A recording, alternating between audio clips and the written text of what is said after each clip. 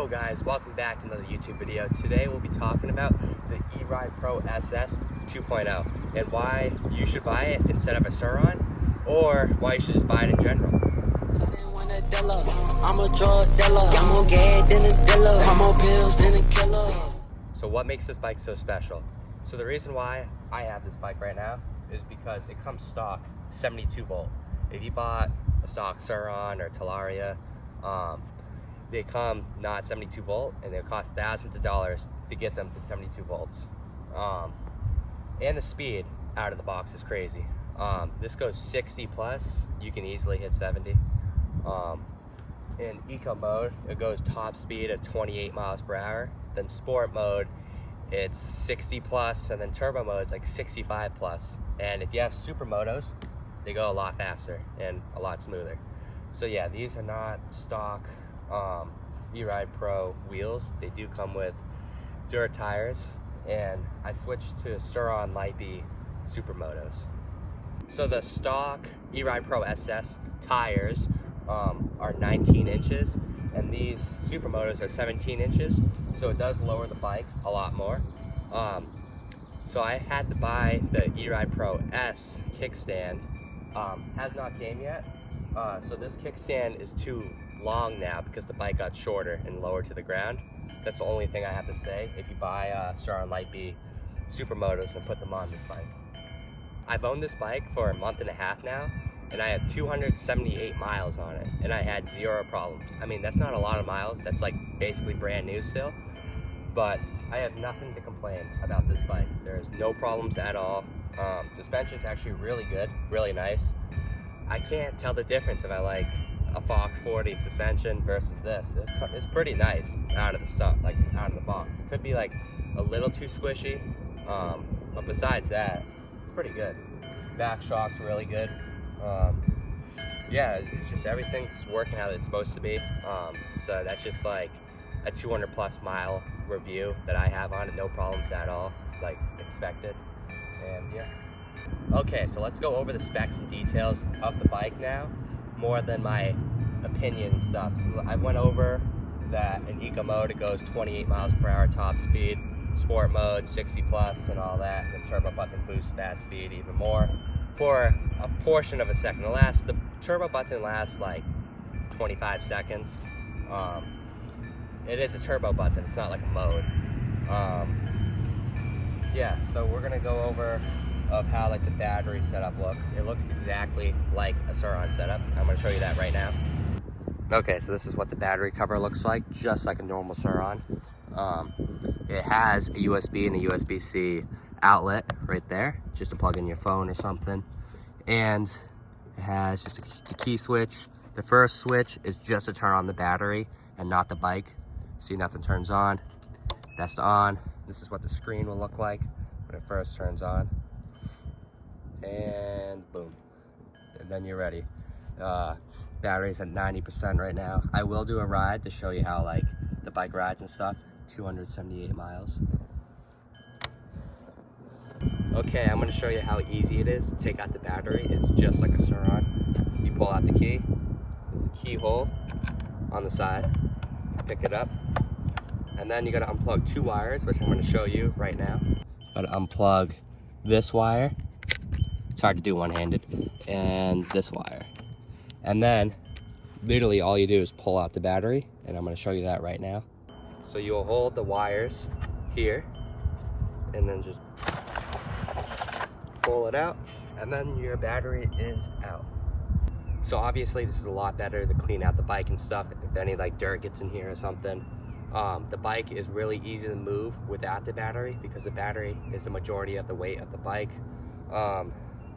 But yeah, there's nothing really to talk about here. Just the fact that how easy it is to get it out. It takes like 20 seconds at most, and how easy it is.